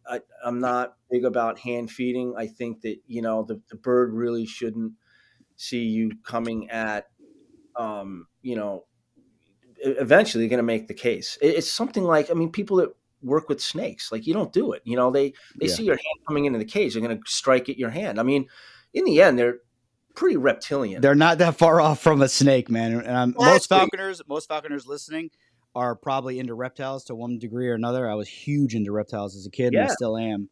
But Yeah, yeah, you want to get that snake out of the cage. You want to handle it, and then maybe put it in a separate container and let it that's feed. exactly it. You know what Right. I mean? You want to kind of separate It's that handling from the feeding aspect, which is yeah. And goshawks, I mean, I look at them all the time, and I'm like, if this thing had scales, it's exactly what a dragon would be.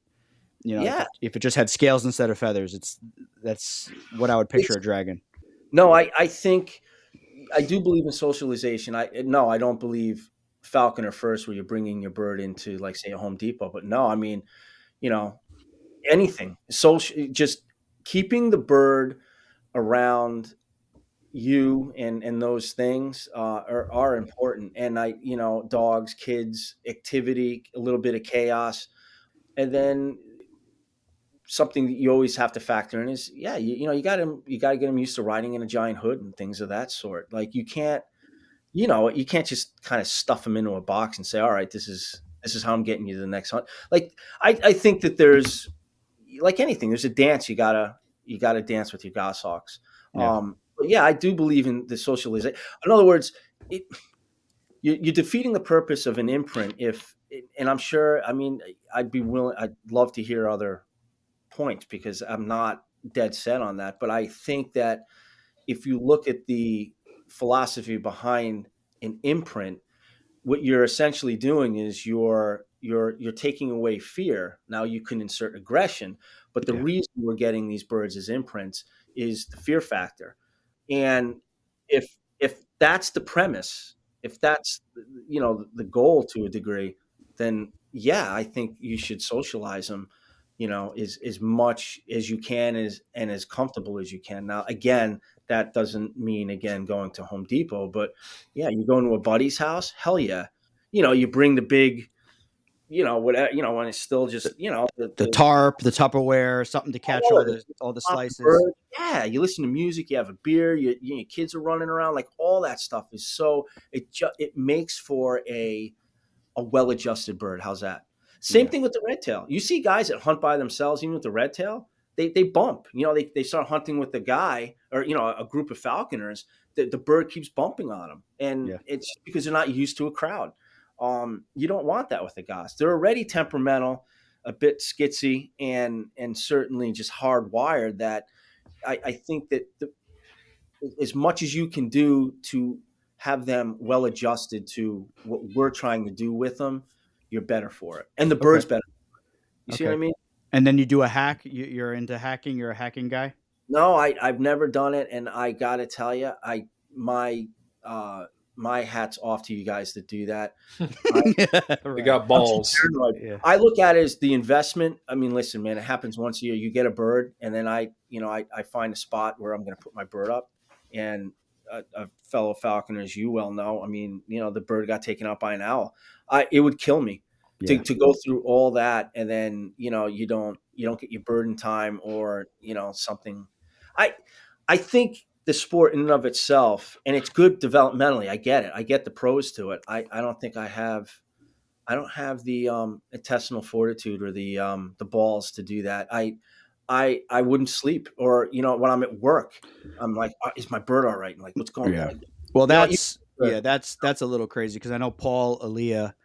He would just leave. He was telling me, just leave her out in the yard and go to work. I don't have the balls to do that, but I right. will. I will speak that the hack for me, especially this North American. I have not touched this North American with a tail guard. A tail guard has never touched this bird. I put it on Awesome. for 1 second, and I put that clip so high under those what are those? They're called coverts up high.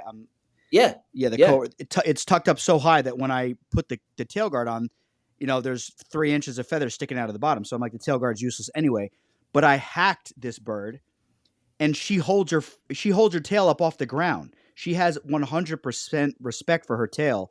And I've been talking about with a bunch of other falconers, a lot of falconers, that they see a direct correlation from hacking to respect for their plumage, and no hacking, they jam it into the ground and they smush it wow, when they're mantling. And dude, this bird, she was feather perfect besides one deck feather that broke, and I think that was because of a stress fracture. yeah, I had a stress yeah, line going across the whole tail. yeah.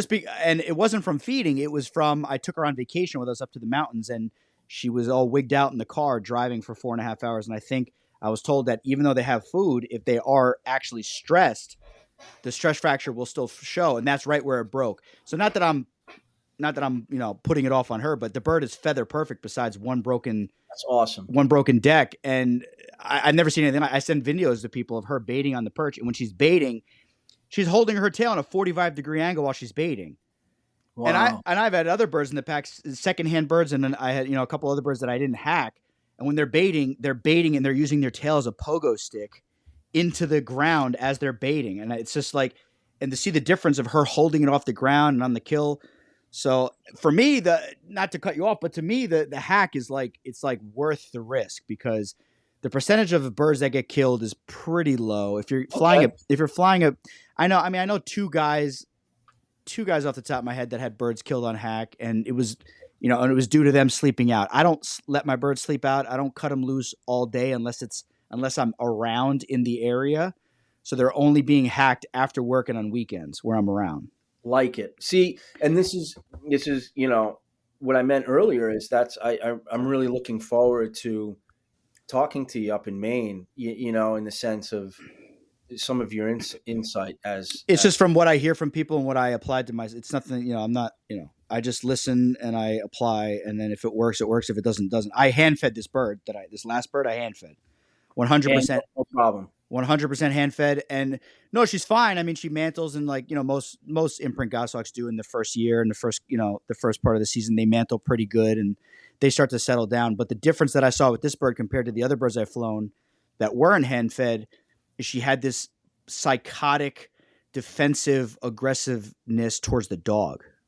Really? And I think because, look, Jim, she views me as the parent, right? That was the point, was to get her to view me as the parent.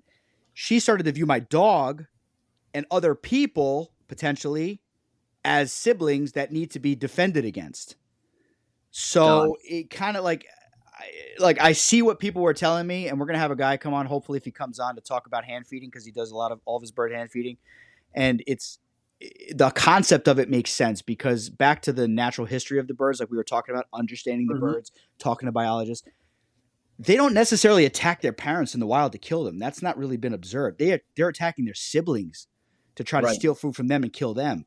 Or even Cain and Abel, right? Like eagles. Right. Yeah. So they'll most definitely want to kill that tiercel. And that also plays into the tiercel goshawk. If you do a tiercel, is they're more high strung, they're more likely to bug out. The dispersal phase of their imprinting is more dramatic.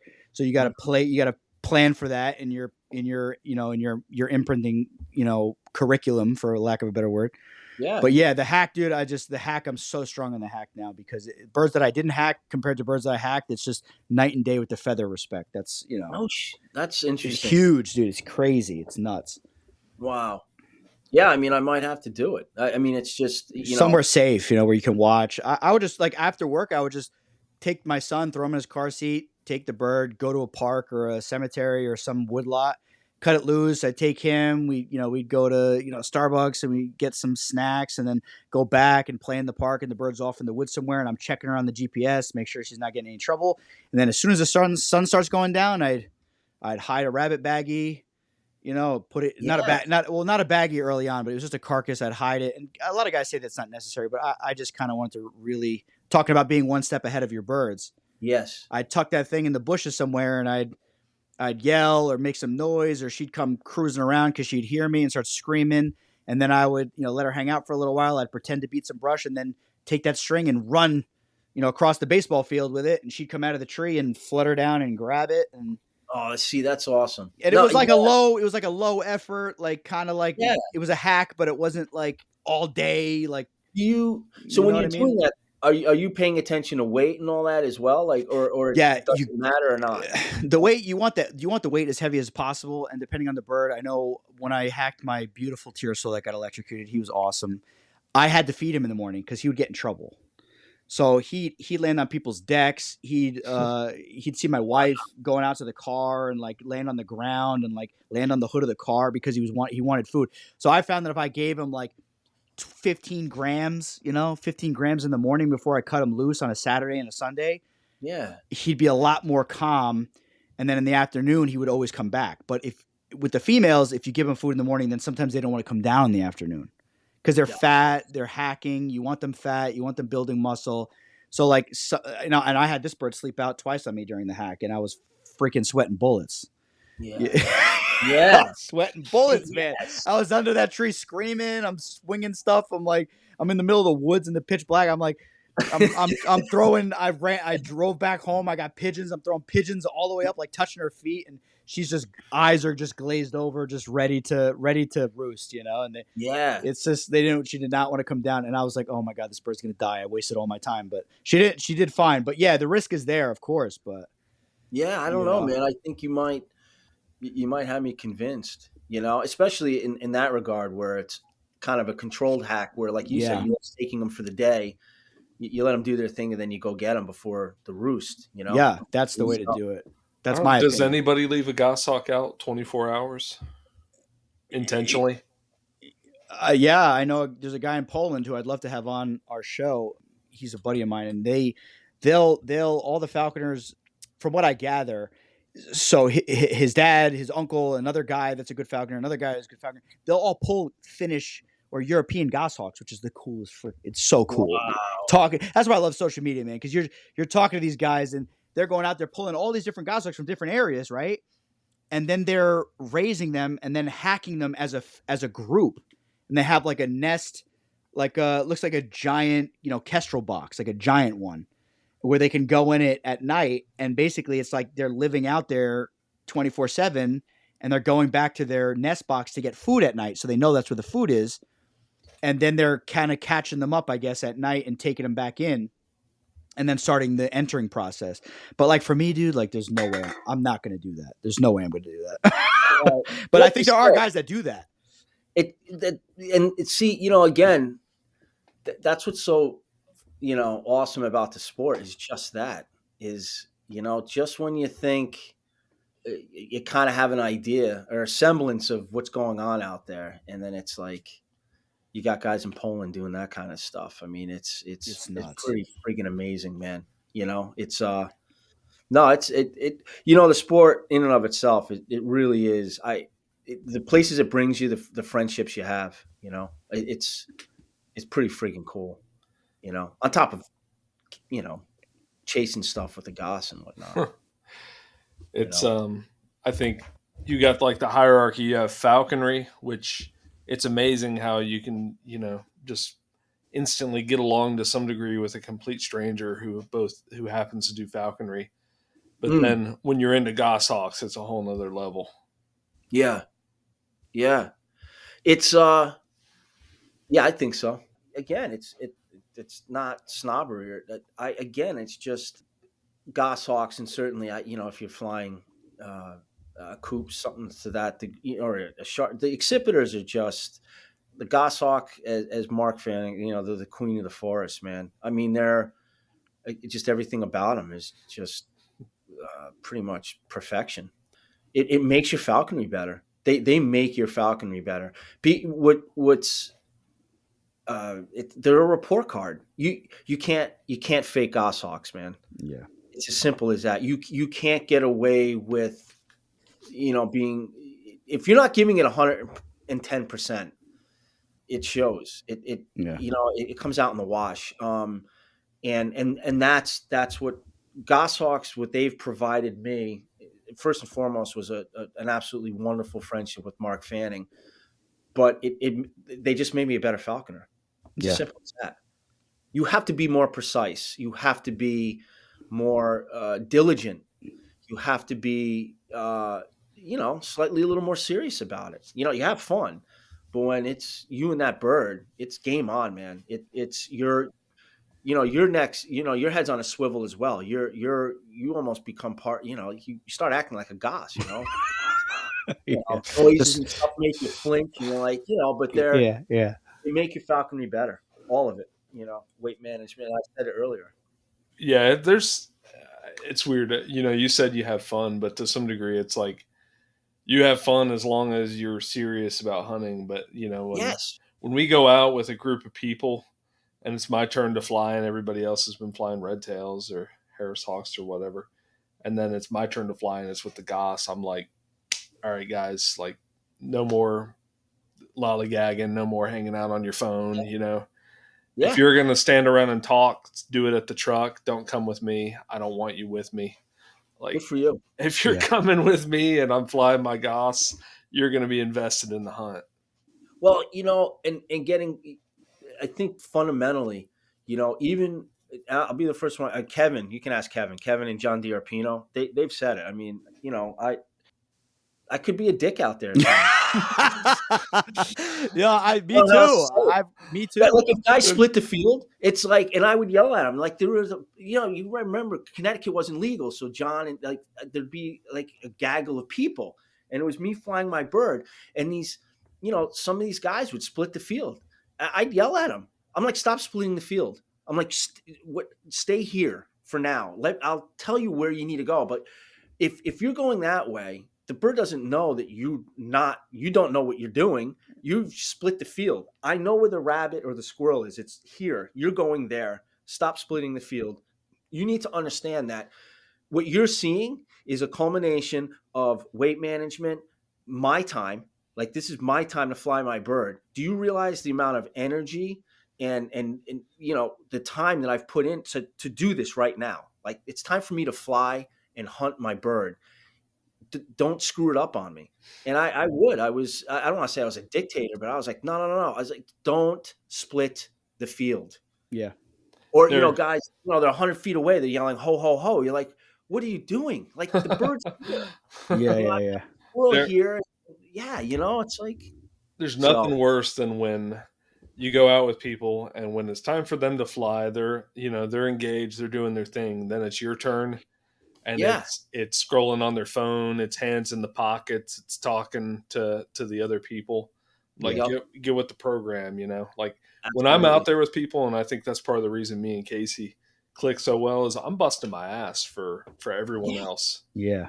I'll Same. bleed. I'll bleed for other falconers. me I'll get too. in there and I'll crawl on my belly through briars if I have Me to get too, you. man. If I have to do that to get your bird to slip, and Yeah. I expect that in return. To be honest with you, Yeah. I hate to say, I mean, it kind of has to be that way. And it's being nonchalant about it at times, especially when you're trying to put game in the bag. It's I don't know how it's not, to me. It's just unacceptable. It's like, no, listen, you got to be part of the game plan here, and if you're not, like you said, go back to the car, man. Yeah. Do your thing. But right now, and I believe in. I don't care if it's my apprentice or someone, like, it's your bird, it's your hunt. You tell me what, I'll beat brush for you. But if you Yeah. don't want me to, I won't either. You tell me what you want me to do. I look at it as, you're the guy in charge. It's your bird. I'll do everything I can, like you said. I'll get on. I'll do the Jimmy G low crawl. I'll get onto that stuff. In there and Yeah. oh, good, man. But if you don't want me to do that because you got dogs, and like Kevin's always that kind of. He's like, listen, Kevin's just let big on the that. dogs do their work, and I'm Yeah. like, not a problem. And hmm we watch, and we're watching the hunt. But yeah, man. No, there's too much time and energy that goes into it in that moment. And I'm always nervous. I don't know about you guys. Like, anytime I put my bird up, I'm the first one. Like, Murphy's law. Like, what can go wrong? Because if Yeah. something's gonna go wrong, it's gonna go wrong. Yeah. And that's why when you get those almost perfect hunts where everything just went seamlessly, you count your blessings. You drive home, you're like, that was not just a great hunt, but it was a great hunt because Murphy didn't knock on the door and say, "Hey, by the way, Yeah. you I know, got butterflies every time I fly my bird, dude, Yeah. absolutely, Me too. yeah." especially when there's other people there. That Because if that you're is, gonna look like a fool, it's gonna be when there's other people there. and that's the great part about the sport too, man. When I would go to the Massachusetts meets, there was only a handful of us that would actually put our birds up, and they called it the twos: too high, too low, too windy, too this, too that. It Yeah. was Yeah. the twos. Yeah. They're like, "Oh no, I can't put my bird." I'm like, "Oh, let me guess, the twos, right?" They're like, "What do you mean?" I was like, "The two. What is it? Too high, too low? Like, why aren't you flying the bird?" Yeah. And they're usually the ones that were like, "Oh man, you see my bird, blah blah blah blah blah." I'm like, "All right, let's see it. Put your Yeah, bird up." put up or shut Yeah. up, right? I hunted her an hour before I got here, or Yeah. it's like, "Oh, Yeah. it's too windy, man," or "My Yeah. bird's too high," and it's like, I think at this point, that's just so ingrained in the culture of falconry that it's just like it's a given that you're gonna get a yeah, it's bunch. You're true. gonna get a bunch of that. Yeah, yeah, but then, I but still at the say it same, though before I yeah, fly my bird. I but hate the it's wind. Yeah. Wind's annoying. I will say that the wind with a big European or albitus bird on the glove is like a completely different thing when you have a North American or a Tiercel on your glove. Yeah. How so? It's dude, those things are like, I mean, first of all, it's the size of a red tail, and they have so much more power, and they don't get blown around when you're, especially fist hawking. You know, Yeah. they're so strong and powerful. It's just they just don't move, and I feel like they can push through the wind better. I don't know. That's just like my anecdotal, Sorry. experience from what I've seen, but I don't know if Sounds it's like true or not. bullshit to me. It could be. It Listen, definitely could be, listen. but Thanks, Jimmy, for coming on. It was Yeah, pretty man. awesome to meet you. I think we'd get along great if we got out hawking together. I can't wait, man.